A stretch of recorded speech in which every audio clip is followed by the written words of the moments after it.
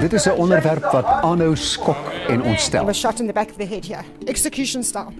I was shot 2 times there, one day.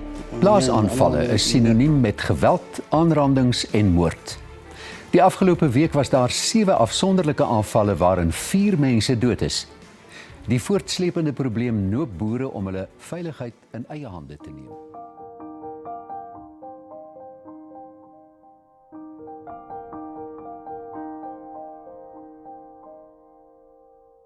Daardie nag droom sy van die kind se kaalgeraamde lyfie en die droë snot wat korsrige slakstrepe oor sy ingesonke wangetjies trek. Sy wonder vies waarom niemand die trosvlee van sy gesig weggewaai het voordat hy afgeneem en op nuuskanale laat breek is nie. Hy sal meer as halfpad dood van die honger, lankal verby hoop. 'n Vuis poetopap gaan hom nie meer kan red nie. Hy is bloot die gesig van maar net nog 'n Afrika land wat bakkant staan om hulp. Maar goeiste, kon die hand agter die kamera nie maar net die vlee verwilder het nie.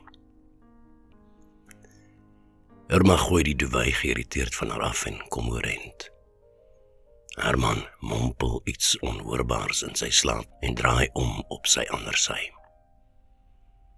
Sy hou asem op en wag doodstil tot die eentonige dreuning van sy snorkry hervat word, voordat sy haar ligte kamerjas oor haar skouers gooi en met haar tone soek na die pantoffels wat netjies voor die bed staan. Dan maak sy haar gordel om haar lyf vas en laat sak haar pistool in die holster. In die kombuis stap sy 'n glas water en sluk dit dorstig af. Sy hou die glas 'n oomblik teen haar warm wang en spoel dit dan onder die kraan uit. Haar voete vind hulle eie pad studeerkamer toe. Is nie nodig om die lig aan te skakel nie. Haar skootrekenaar se skerm gee voldoende lig. Haar vingers is vertroud met die sleutelbord en binne sekondes verkry sy toegang tot 'n webtuiste waarop gruisame foto's van die slagoffers van plaasmoorde geplaas is.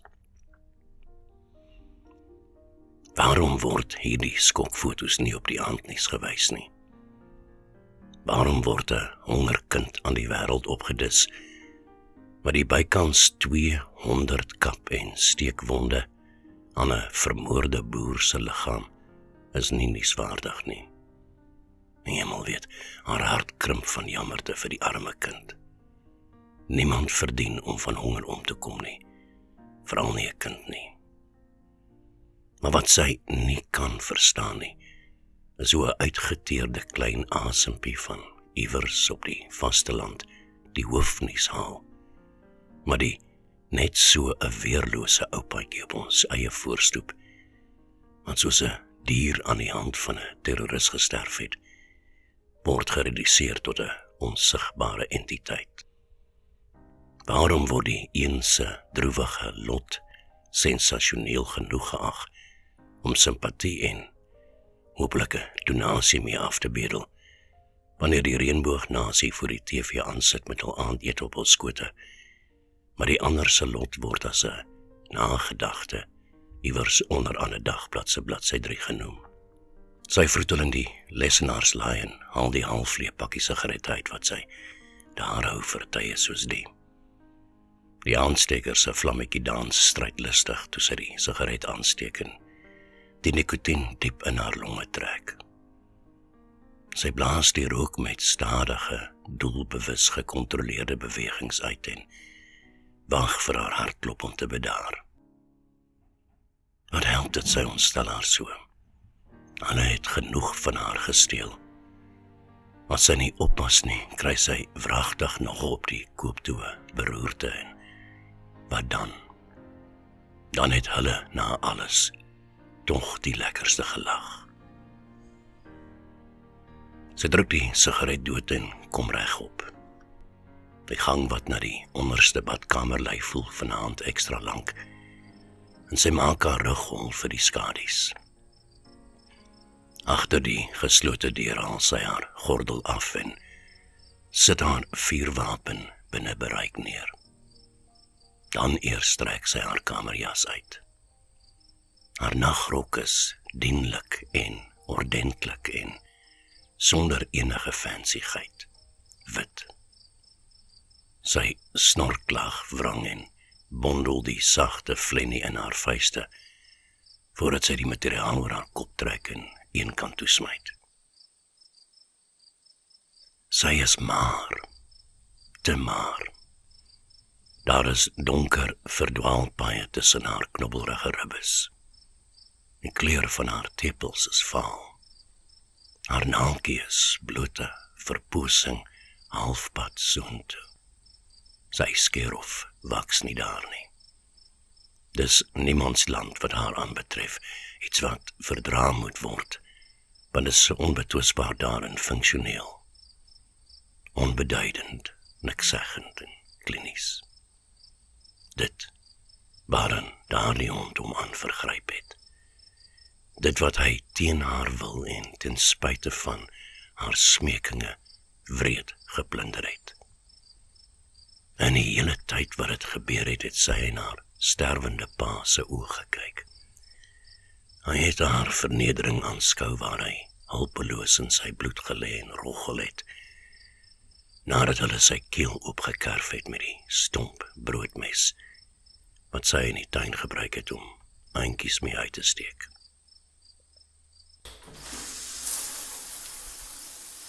Sy draai die stortkraam met rukkerige bewegings oop en wag totdat die stoom spookagtig warrel, voordat sy onder die te warm straalwater gaan staan. Sy smeer die waslap glad met seep en val haar lyf met vinnige riehale aan. Was, afspoel, was, totdat haar vel rooi en seer is. Dan klim sy uit en droog haar af. Trek weer haar slaapklere aan en omgord haar lendene met die yster wat haar konstante metgesel geword het. Haar beskermengel wat in 'n leerholster teen haar heup rus. Iewers skraai 'n haan. Sy klik met haar tong, simpel ding. Dis nog lank voor die dag breek. Sy kop gaan een van die dae moet rol, want Kersfees is om die draai, dit kan nie anders nie. Na die aanval het Herman nie meer 'n maag vir die dinge van die plaas nie. Sy kop staan dorp toe. Hy reken hy sal eerder in selfopgelegde huisarrest verkeer in 'n dorpshuis, wat met die wering toegewurg is en waar 'n gewapende reaksie-eenheid net om die draai is. Asof dit nie presies hulle huidige omstandighede beskryf nie. Hulle leef sedert daai verfoeilike varke hulle hier kom indring het, al in 'n maksimum sekuriteitstronk met staalstawe, so dik soos haar polse, voor die venster en deure. Hulle sit hier binne en wag op die woestaards, wat 5 stuks toeslaan, om te slag en steel, te moor en roof.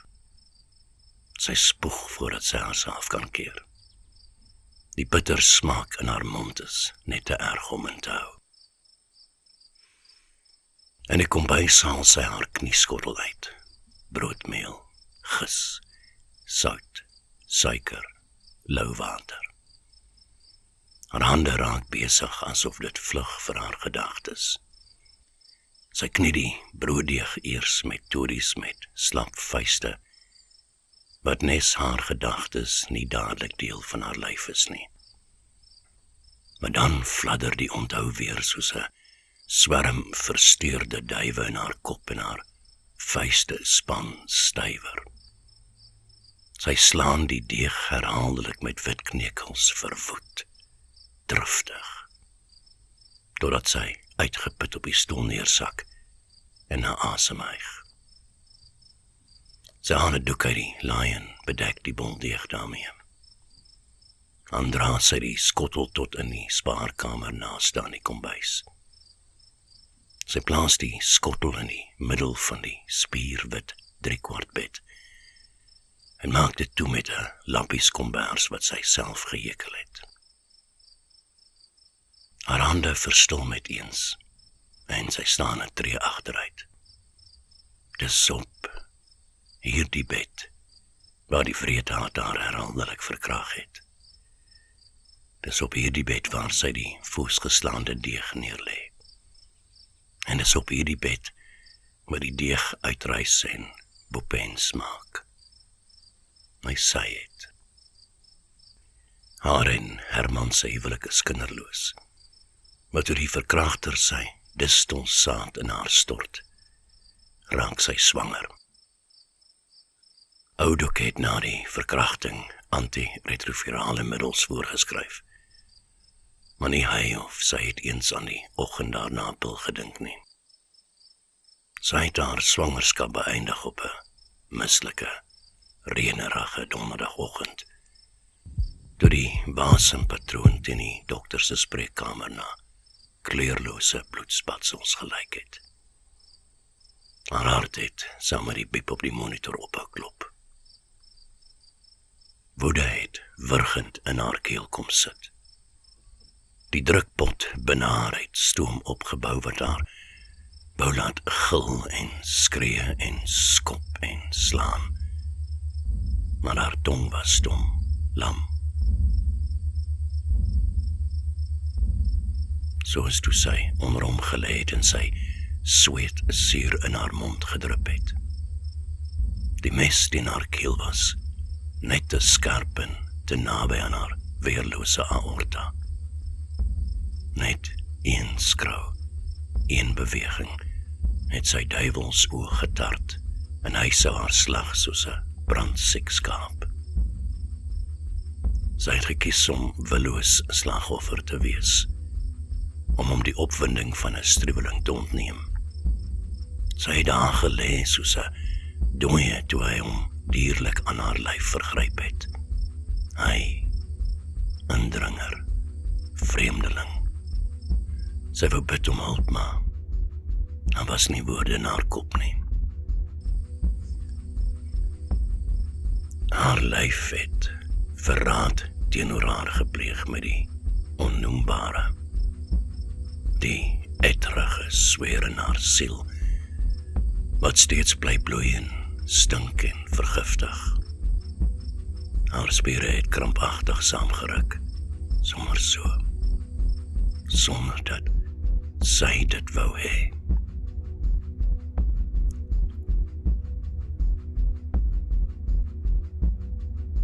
Vijftien jaar lank het sy hoopvol in Herman se arms in hulle huweliksbed gelê, maar het sy onbeholpe toenadering nooit tot ritmiese verlossing vir haar gelei nie. Maar hier, op hierdie verkrachtingsbed, hier het haar lyf teen haar gedraai en 'n wapen geword, wat haar tot vandag toe gijslaar hou en tart.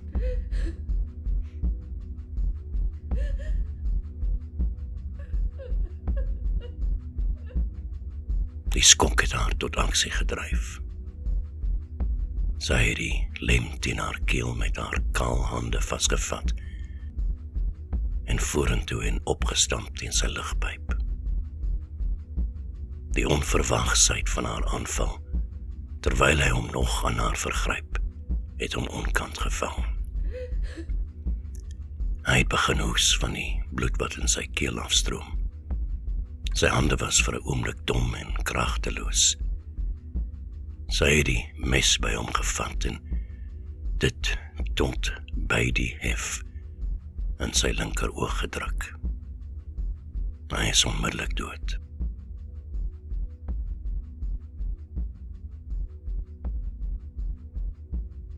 Sy het onder hom uitgekruip en met bene wat nie haar eie is nie, oor haar pa se lijk getree om na Herman te gaan soek. Hy het haar man met 'n panga oor sy hele lyf gekap en hom vir dood agtergelaat. Gelukkig geen are of senings af nie, maar hy het hom byna leeg gebloei. Is vandag nog leeg, nes sy. Wanneer sy later die opgepofte deeg afknie en in die broodpannetjie neerlê, begin die klipharde yskol onder haar ribbes effens ontdooi. Net genoeg om 'n vae opgewondenheid in haar te laat posvat. Sy trek 'n stoel nader en hou die brood gefascineerd dop terwyl dit swel en bruin word in die warm oond. Die lieflike geur van gebankte brood hang swaar in die kombuis, toe sy die perfek gevormde brode op die tafeldoek uitkeer.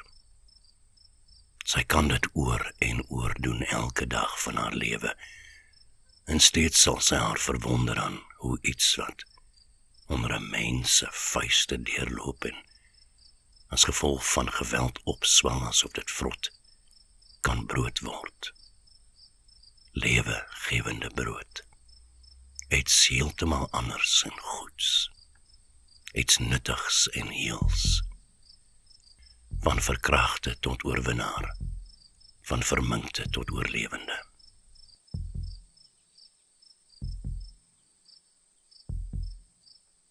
Herman ry soggens saam met haar na die plaasskooltjie oor kan die bult. Hy dra die boks met toebroodjies na die stowwerige maar kinders wat om hom swerm. Is immers wat 'n boer doen, sorg vir honger magies. Die klein goed raak aan die grove litteteken wat die panga op sy arms en bene gelaat het en skud hulle koppe. Hou, dis nie reg dat tsotsies hierdie goeie man uit wie se hand hulle kos ontvang so seer gemaak het nie. Wanneer Irma tussen die horde lyfies op die grond gaan sit en die toebroodjies uitdeel, baklei hulle met konfyt besmeerde gesiggies oor wie op haar skoot mag sit. Die dogtertjies kam saggies met taai vingertjies deur haar hare en neurie vertroostend asof hulle instinktief weet van die dinge wat haar van binne af lewendig opvreet. Dis dan wanneer haar hand na Hermansen soek. Hulle vingers gryp mekaar knellend vas sal, vermy hulle mekaar se oë. Hulle eet nie van die brood nie, nog nie.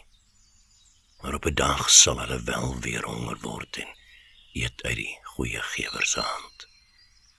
Die vyand het hulle verslind en dood oor en na hulle gebring. Maar God sal weer gee dat hulle harte begin klop, eendag.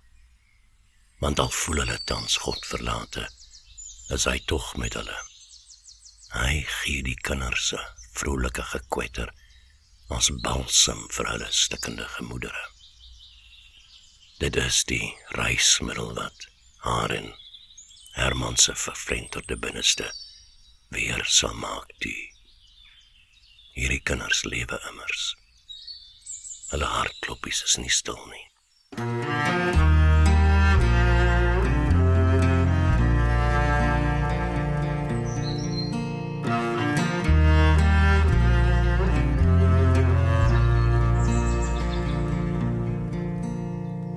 Kyk of jy vir my die son kan vang. Daar's 'n kamer in die huis waar ons die son kan hang. Dis donker by die venster in die middel van die dag. Onthou jy hoe helder die kamer kon lag?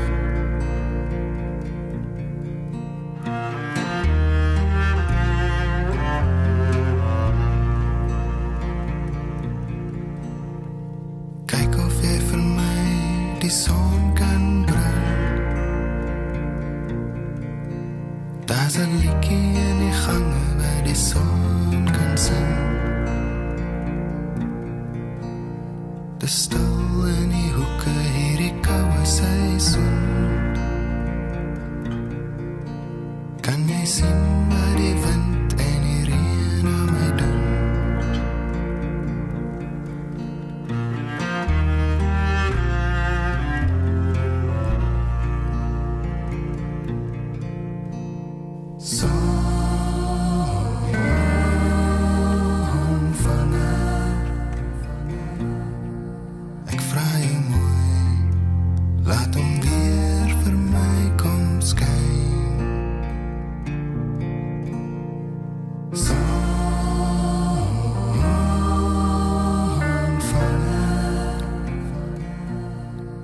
laat my verstaan hoe 'n somer so in die niet kan verdwyn en laat hom skyn.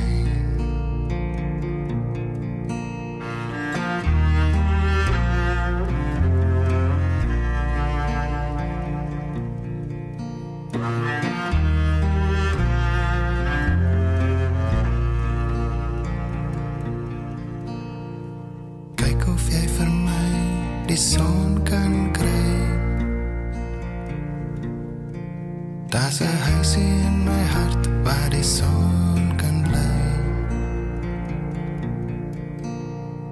Kyk of jy vir my die son kan steel. Daar's 'n plekkie in die tuin waar die son kan speel.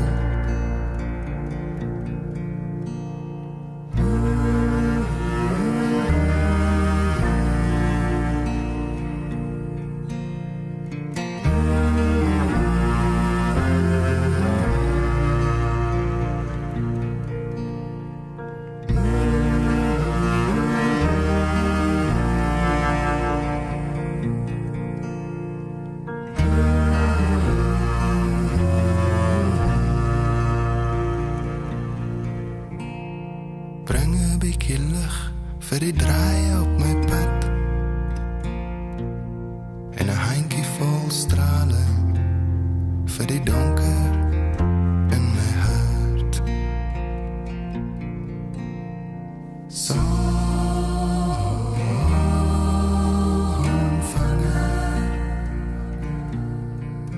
ek vra jou mooi, laat hom weer vir my kom skyn.